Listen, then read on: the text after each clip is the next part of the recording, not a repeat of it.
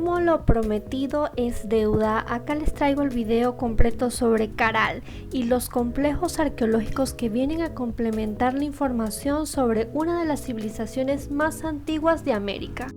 Entre los datos de interés que te puedo comentar es que la entrada a Caral es de 11 soles, tanto para nacionales como extranjeros, que vienen siendo unos $2.75 aproximadamente. En cuanto al acceso, de Lima a Caral son 4 horas aproximadamente. Lo recomendado por la unidad de promoción de la zona arqueológica es que primero ingreses a Áspero, posteriormente a Caral y por último a Bichama. Hay muchas personas que prefieren realizar un full day a este lugar, pero en caso desees quedarte una noche por esos lares, te dejo mi blog número 6 donde te hablo sobre la Empedrada Lodge, un hospedaje cercano al complejo arqueológico.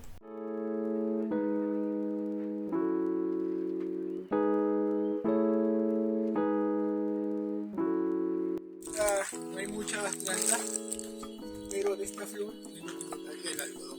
Hacia el otro lado van a ver algunas plantitas. Ya, entonces vamos a empezar ahora aquí.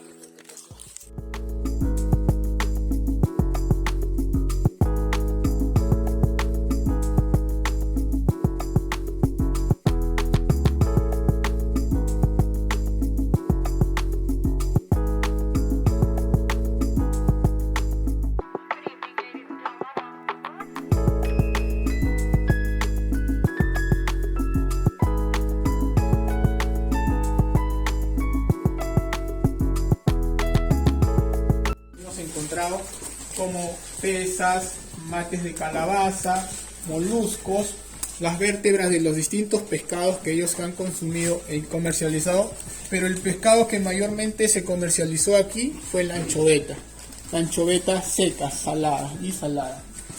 Podemos ver también en otras de las vitrinas productos e instrumentos agrícolas.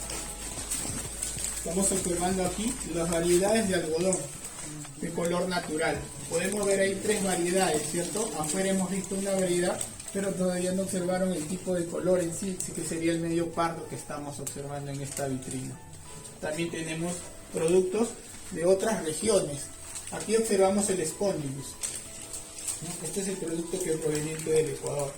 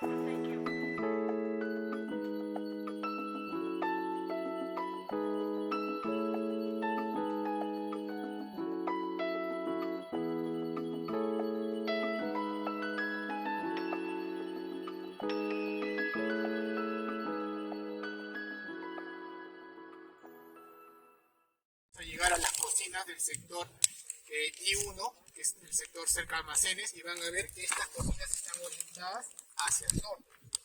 Entonces, porque el viento viene hacia el sur, hacia el sur, porque el viento viene de ese otro lugar. ¿Ya? Y por eso también vemos gran cantidad de ceniza debajo de la ceniza moderna, que les dije en un principio de que este es un basurero. ¿No? Y si te damos cuenta también, el material que utilizan para las residencias no es las piedras cortadas, es un material más de canto rodado, piedras de río. Y al igual que las edificaciones crecen una encima de otra, estas residencias también crecen. El nombre de Áspero proviene por la cercanía a una playa de aspecto rocoso. Los objetos encontrados en este lugar demuestran que en esa civilización existió la paridad de género y que la mujer en esa sociedad desempeñó roles significativos tal cual como el hombre. Otro punto que sostienen los científicos que investigan Caral es que estas civilizaciones comprendieron que era necesario vivir en armonía entre ellas y con otras poblaciones. Asimismo, consideraban que la tierra, el agua, el mar y los cerros eran deidades que se debían tratar adecuadamente para seguir recibiendo los recursos necesarios y continuar viviendo.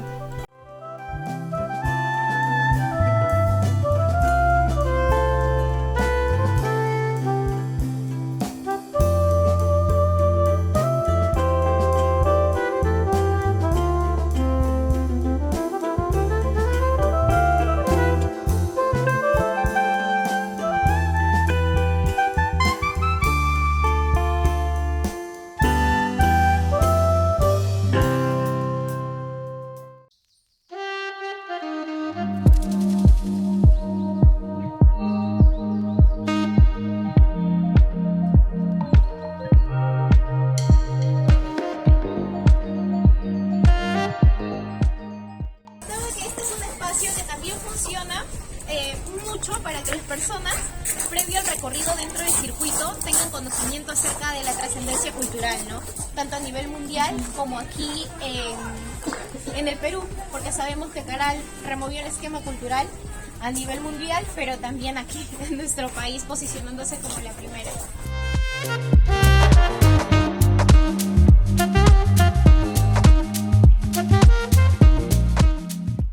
Que con esa información recién viene acá para poder investigar, pero el objetivo de la doctora Shay no solamente era investigativo, no, su objetivo era investigativo y social, es decir, generar oportunidades de trabajo, generar espacios turísticos. Esa era su mentalidad de la doctora, o sea, iba mucho más, está muy adelantada a su época en ese entonces, y lo que están viendo es el resultado de su arduo trabajo, porque todo lo que están viendo es el esfuerzo de ella dirigiendo a todo un staff de arqueólogos, antropólogos, operadores turísticos, para que el resultado sea muy bueno y llegue de manera adecuada a todos los turistas que nos están visitando. Como lo pueden ver, nuestro público objetivo generalmente son los niños, ellos son nuestro público objetivo, los escolares, porque vienen de distintos grados, inclusive vienen algunos que son de estudios superiores, como de universidades, institutos. Entonces, acá van a tener mucha información de varias áreas, historia y también turismo. Caral es un descubrimiento nuevo, se descubre hace 28 años. La que descubre este lugar es una arqueóloga de nacionalidad peruana de nombre Lucha Solís. En el 94 hace una prospección en el valle, desde la costa hasta una serranía que nosotros conocemos como la serranía de Raigua. En el 96 decide por primera vez venir con un grupo de arqueólogos nacionales a hacer los primeros trabajos de investigación. La investigación permitió a lo largo del tiempo ir encontrando evidencias de las personas que habitaron el lugar. Con esas evidencias inicialmente se deciden hacer 8 muestras de radiocarbono 14. Los fechados dataron de 5.000 años de antigüedad. Hablamos de 3.000 años antes de Cristo. Para nosotros los peruanos cambió nuestra historia. Para el mundo se removió todo el esquema cultural a nivel mundial. Vamos a recordar al pionero de la arqueología peruana, al doctor Julio César Tello, que hacía mención que la cultura más antigua en el Perú era Chavín de Huántar. Pero Chavín de Huántar tiene una antigüedad de 1800 años antes de Cristo y está ubicado en el periodo formativo medio. Los fechados de Caral datan de 3000 antes de Cristo, que está ubicado en el periodo formativo inicial, pero al mismo tiempo nos permite entender de que desarrolla 1200 años antes que Chavín. En el contexto cultural mundial, la comunidad científica también hacía mención, en el mundo, 6 civilizaciones: Mesopotamia, Egipto, India, China, Creta y los Olmecas. Le sumamos a Caral hoy en día y estaríamos hablando de que en el mundo no hubieron 6 civilizaciones, en el mundo hubieron 7. Pero para orgullo nuestro, la 7ª civilización está ubicada en el territorio peruano, en la costa norte de nuestro Perú, en el Valle de Sucre, se llama Caral. Pero esto también nos permite tener una idea bastante interesante. Hace 5.000 años entonces nuestro territorio peruano también estuvo poblado, pero estuvo poblado por sociedades complejas, porque aquí hablamos ya un tema de civilización, con organización, planificación, autoridades, gobernantes, especialistas. Y esto también nos permite tener una idea bastante compleja de que los grupos humanos a lo largo del tiempo y la historia nunca se quedaron en un solo lugar. desde vivir en cuevas hasta formar ciudades. Y aquí tenemos la ciudad. Esta es la ciudad sagrada de Caral, de arquitectura entre monumental y no monumental, que son 32. Vamos a hacer un recorrido por todo lo que es el área nuclear, principalmente donde vamos a ir conociendo edificios, templos, viviendas y espacios públicos también. Tienes un valle, puedes cultivar el recurso alimenticio y si tienes agua va a ser mucho más favorable, ¿correcto? Ahora, a diferencia de valles y ríos que nosotros conocemos, este es un río que tiene agua solamente para las épocas de verano. Es un río de régimen o cauce irregular. Tiene que llover por estos lugares en los meses de diciembre, para que en enero o marzo se deslicen las aguas por estos lugares. Sin embargo, ustedes si han venido por el valle o vienen que no del valle, pueden dar fe de que a pesar de que no hay agua en el río, las áreas agrícolas continúan activas.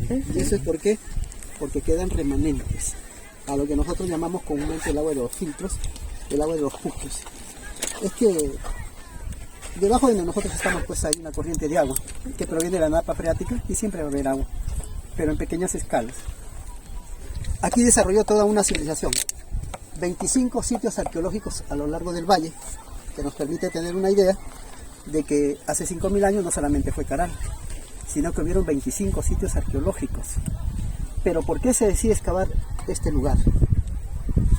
La doctora Shadi decide excavar Caral por un tema de complejidad, algo que mencionaba inicialmente. Observen en este recuadro.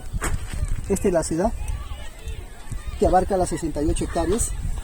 Hay una concentración de 32 estructuras públicas que están conformadas por edificios piramidales, residencias de élite, conjuntos residenciales, templos y viviendas en la periferia. ¿Por qué hago mención de todo ello? Porque de la línea roja hacia esta parte la consideramos el área nuclear o la zona de élite. La zona periférica está fuera de la élite. ¿Eso qué nos indica? De que aquí vivió el pueblo. Pero si identificamos tres tipos de viviendas diferentes, 1, 2 y 3, podemos plantear clases sociales. Pero vamos a dividirlas o diferenciarlas mediante rangos de jerarquías, por estratos. Una clase élite, una clase administrativa y una clase trabajadora. ¿Correcto? Ahora, todo este espacio, ¿qué te muestra?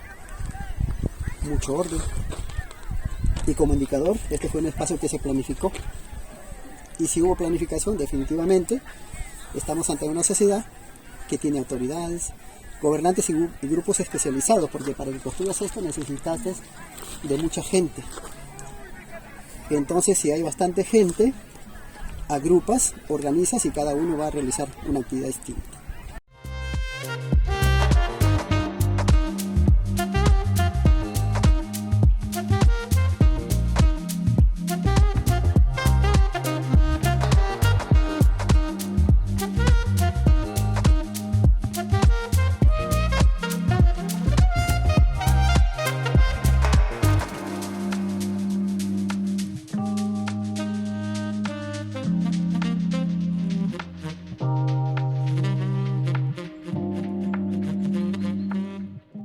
¿Cómo llegan hacia la parte de arriba? La arquitectura comienza desde un cimiento pequeño, donde construyes un cuerpo, le das el uso, el tiempo transcurre, hay un cambio de periodo, hay un cambio de gobierno y ese espacio lo ocultas. Y sobre ello construyes nuevamente una segunda edificación y vas creciendo, creciendo, creciendo y creciendo. Esto que nos permite entender de que nunca destruyeron la arquitectura antigua para construir una nueva. La antigua es utilizada como base. Y este es el tipo de material que utilizan para construir. La piedra que está más cercana en los cerros donde nosotros ubicamos canteras. Hay un estudio de geología donde los geólogos mencionan de que cercano a nosotros hay un tipo de piedra que se conoce como la piedra granito. Trajeron la piedra y ¿qué hicieron? Buscaron la cara más plana, que es la que ponen hacia la parte exterior, hacia donde estamos nosotros. La cara irregular va hacia la parte interna y eso no se observa. Pero miren el detalle de la base. En la base colocan las piedras de tamaños más regulares, pero nunca unieron o juntaron la piedra, por ejemplo, como en el Cusco. En el Cusco se ve un ensamblaje perfecto. Aquí separan la piedra. ¿Y qué se observa en este pequeño espacio? Piedras de tamaños medianos con la concentración de la argama o el barro. Según la propuesta de los arquitectos, este tipo de construcción es lo que le da estabilidad a la estructura y las convierte en construcciones sismoresistentes. En las partes internas, ¿qué sucede? En las partes internas de los muros, simulamos una plataforma. Esta es una plataforma, pero ¿cómo hicieron para construir una siguiente plataforma? Miren, si construyo aquí una siguiente plataforma, esta plataforma está en el aire, ¿verdad? Entonces, ¿cómo hago para posicionar la plataforma? Comienzo a colocar un relleno de piedras. Coloco un relleno de piedras y miren dónde se sentó la plataforma, sobre este relleno de piedra. ¿Dónde se recostó? Sobre este relleno de piedra. Pero este relleno de piedra está dentro de bolsas de fibras vegetales que nosotros le llamamos chicras. Son fibras vegetales elaboradas de cabuya, de totora y de cortaderia. ¿Cómo hicieron la chicra? Tenían que cortar el material, ponerlo a semisecar, hacer la fibra, hacer la torsión, una especie de cuerda, para luego empezar a tejer. ¿Quiénes tejieron las chicras? Gente especializada. ¿Correcto? Colocan el relleno de chicra, miren, ganaron un nivel de elevación para colocar una siguiente plataforma. Pero también dieron soporte al muro. Ante un movimiento sísmico, ¿qué función cumplen las chicras? Los arquitectos hacen mención de que como están dentro de bolsas de fibras vegetales, la piedra se mueve. A moverse dice que se va reacomodando. Y eso dice que debilita o absorbe las ondas del movimiento sísmico. ¿Correcto? Ahora, ¿para qué construían templos y pirámides? Porque en la concepción del mundo, el ser humano siempre ha estado vinculado a una tendencia, de que yo quiero estar ubicado en la parte más alta, porque es la única finalidad de tener un contacto directo con posibles divinidades. Te pongo un ejemplo. Tú, en ese edificio del fondo, mira, en la parte superior, arriba de un espacio ceremonial, abajo, una congregación masiva de gente, imaginariamente. ¿Cómo es que una sola persona puede llegar, puede controlar a tanta gente? Porque tienes el poder, tienes el conocimiento y tienes el control. Pero ¿cómo lo haces? Les cuento, en Caral no hemos encontrado evidencias de armas de guerra, no hay arquitectura amurallada. Se plantea de que Caral fue una sociedad pacífica, netamente pacífica. La religión como el máximo instrumento de poder, como un sistema de cohesión. Cohesionas, inserta conceptos ideológicos y conceptos de creencias. Y envuelves al grupo en esa atmósfera, en esa concepción. Y la cosa funcionaba. ¿Correcto? Por eso la doctora Shadi menciona que aquí los que controlaban eran los sacerdotes. Ahora, esto ha roto muchísimos esquemas a nivel mundial, porque las grandes civilizaciones que nosotros conocemos en el mundo, para ejercer el poder, para abarcar espacios territoriales, ejercer dominio, etcétera, siempre dominaron en base a las fuerzas guerreras, etcétera. Aquí no. Y te preguntas, oye, ¿qué tan poderosa es la religión? La religión ejerce poderes enormes, desde épocas ancestrales hasta hoy en día, por cierto, hasta hoy en día. Aquí tenemos una vivienda. Miren su crecimiento, es horizontal. El crecimiento de la pirámide es vertical y en función son diferentes. Aquí realiza diferentes tipos de actividades compartidas. Un salón con un fogón en la parte central donde está el papel. Ese fogón tiene aproximadamente 40 centímetros de diámetro. Tamañito aproximadamente, tiene casi la misma profundidad. Vamos a graficarlo de otra manera. Este fogón sería este, ahí. En las partes internas hemos encontrado piedras de río, que llamamos el canto rodado, con carbones vegetales. Pregunta: si Caral tiene 5000 años de antigüedad, estamos ubicándolo en el periodo acerámico o precerámico, no metal, no cerámica. ¿Cómo cocinaron sus alimentos? Aquí tienen la respuesta. Calentaron las piedras bien calientes. Una vez que las piedras estaban bien calientes, pusieron las papas, los camotes, que es lo que se va encontrando en el contexto arqueológico.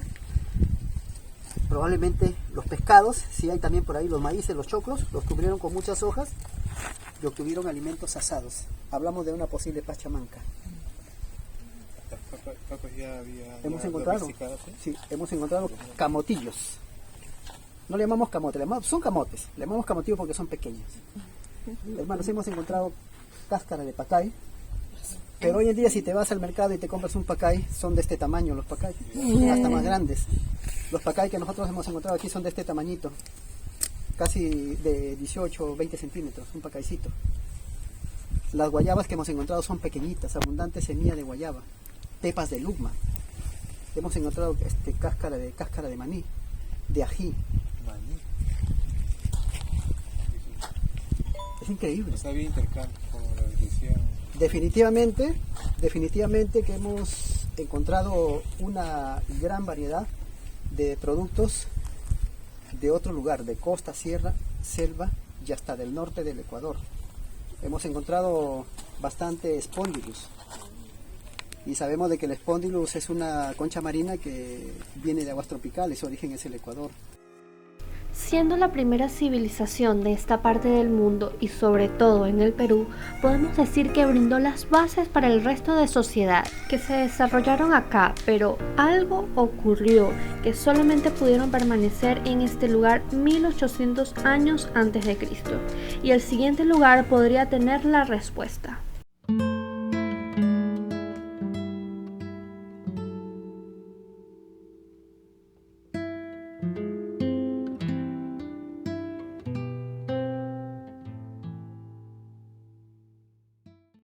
Milenaria de 1800 años de antigüedad y también considerada la ciudad tardía agropesquera más importante pues, de la civilización más antigua de América. Entonces, este sitio arqueológico, a nombre también de la doctora Lucha de Solís, ¿no? Les da la bienvenida y los recibe a todos con mucha cordialidad y sobre todo hospitalidad. Bienvenidos. En Bichama aún se encuentran los procesos de excavación en muchas de las huacas de este lugar. Sin embargo, existe una de las edificaciones que pudo demostrar las creencias y religión de esta civilización. Muchos científicos aún se hacen las siguientes preguntas. ¿Qué sucedió realmente en Caral? ¿Por qué una sociedad tan organizada y que vivía en armonía no pudo prevalecer?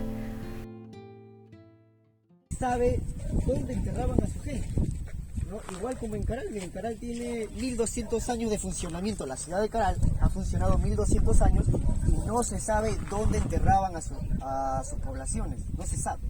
No hay hipótesis, bueno, los quemaban, los cremaron o los lanzaban al mar, ¿no? Los ofrendaban a la diosa mar, eso son hipótesis nada más, ¿no? Posiblemente es otro proceso cultural, ¿no? La ciencia y tecnología, el conocimiento va evolucionando, ¿no? Son 1200 años de diferencia, es bastante. Relieves murales se van a encontrar acá, ¿no? En base a creencias, en base al cambio climático que también nos afectó, ¿no? Miren, en la cosmovisión andina, el sapo va a simbolizar la llegada de las lluvias, el agua. También este sapo humanizado, ¿por qué humanizado? Miren sus manos, como persona, 5 dedos, ¿no? Ahora, aparte de que va a simbolizar la llegada de las lluvias y la llegada de las aguas, también lo van a simbolizar como el protector de la Pachamama, de la Madre Tierra. ¿Por qué? Porque pareciera que está saliendo de la tierra, ¿no? Está surgiendo de la tierra, ¿no? Ahora, ¿por qué adorar a una deidad del sapo humanizado si los sapos no crecen aquí? Son las áreas desérticas, ¿no? Ahora, ¿ustedes conocen Bandurria? No. ¿Han escuchado de Bandurria? ¿No? Es una zona arqueológica que también sí tiene, ¿no? Es hecha en base a canto rodado, ¿no? O sea, piedras así redondas, como yo les digo, ¿no? Es de la época de Bichama. Este edificio de las hornacinas va a tener un rol, una connotación religiosa y ceremonial, ¿no? ¿Por qué se le va a llamar hornacinas? Porque en el muro principal cuenta con recipientes pegados a los muros, miren allá, esos cuadraditos, ¿no? Ahí ya se van a colocar posiblemente estatuillas religiosas, objetos religiosos, ¿no? Para sus divinidades, ¿no? Sus deidades. Esto es algo a lo que vemos actualmente en las iglesias y catedrales. Nosotros vamos a una iglesia, una catedral, ¿no? En las paredes de esa iglesia, no sé si han visto pues algunos recipientes ahí, ¿no? Pequeños, ¿no? Cuadraditos donde pues los devotos prenden sus velitas, dejan imágenes, ¿no? Algo similar se va a dar hace miles de años antes, ¿no? En la parte superior de esta estructura, en el año 2015, se va a encontrar una ofrenda ceremonial, ¿no? Envuelta en tejido. Y dentro de ella va a contener 3 estatuillas de barro no cocido en forma de persona, de un tamaño de 17 a 21 centímetros de longitud. Según los arqueólogos que lo encuentran, ¿no? Van a representar a las máximas autoridades de la ciudad y posiblemente de toda la época, ¿no? Lo más curioso e insólito es que 2 de estas 3 estatuillas van a ser mujeres. Entonces, eso hace pensar, ¿no? La importancia de la equidad de género en el antiguo Perú. La mujer tenía un rol protagónico en la sociedad, no tenía poder. Ahora, la más grande, la de 21 centímetros, sería una sacerdotisa. Y esta sacerdotisa tiene algo muy curioso. Cuando los arqueólogos la investigan, esta estatuilla, que sería una sacerdotisa, van a identificar que posiblemente haya sufrido de una enfermedad llamada polidactilia. Es una enfermedad cuando tienes dedos de más en manos y pies. Adivinen cuántos dedos tenía esta estatua. Tiene esta estatua. Tiene 7 en cada mano y 7 en cada pie. 28 dedos. Eso va a estar en la estatuilla. No estoy mintiendo. Pueden verlo en el internet porque ese descubrimiento salió en el National Geographic. Allá está. 3 estatuillas de Bichama, National Geographic. Van a contar en la imagen y son 7, 7, 7, 7. ¿Ya? Entonces, posiblemente por su aspecto, los antiguos de Bichama la hayan considerado pues, la mensajera o la intermediaria entre los dioses y los mortales. Es por eso que tuvo pues, ese rol tan importante. Inclusive, pues, cómo la encontraron, ¿no? Da a entender de que esta mujer pudo haber tenido mucho más poder que la pareja con la que fue encontrada, ¿no? Porque ella es la más alta, la más preponderante, la más imponente, está parada, y la pareja es como que si la está escuchando lo que tiene que decir ella, ¿no? Y se cree que la religión, primo, fue lo más importante, más que lo político posiblemente en esa época, ¿no? O sea, la mujer más poderosa, la que vino su antecesora, la antecesora de la dama de Cao.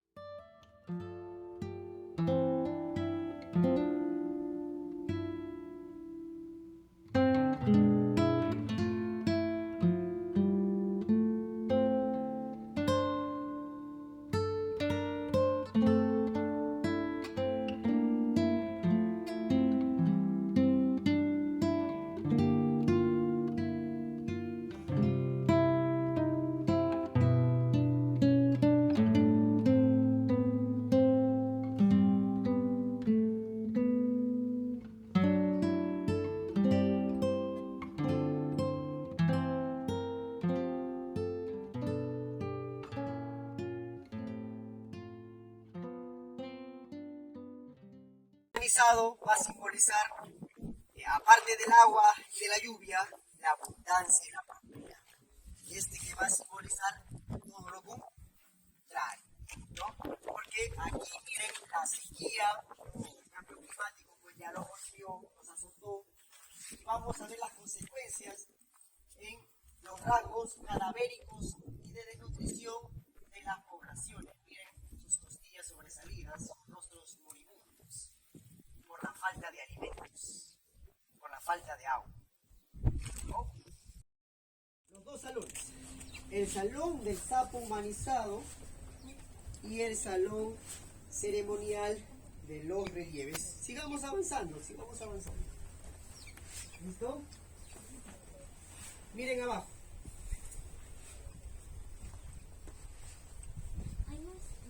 Claro, y esto va hasta allá, sino que esta parte todavía no se saca, ¿ya?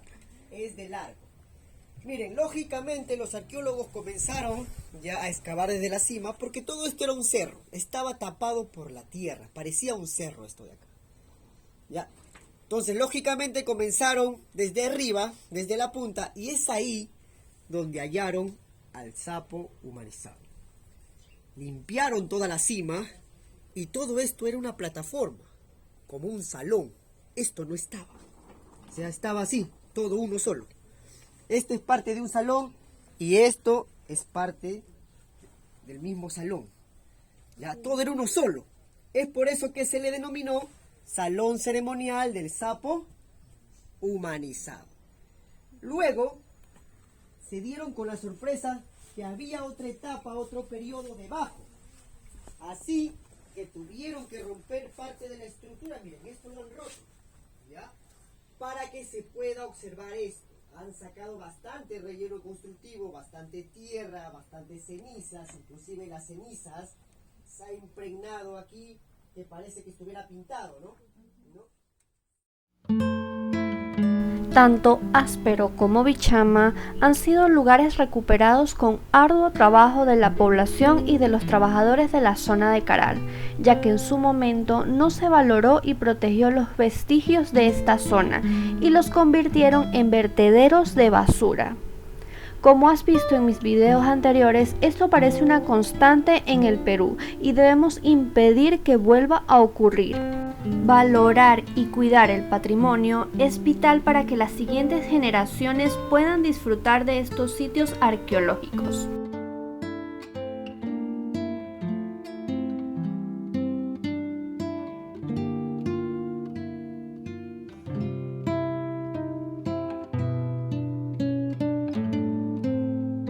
Espero te haya gustado este mega recorrido. De verdad, muchas gracias por acompañarme en un nuevo video y nos vemos en el próximo.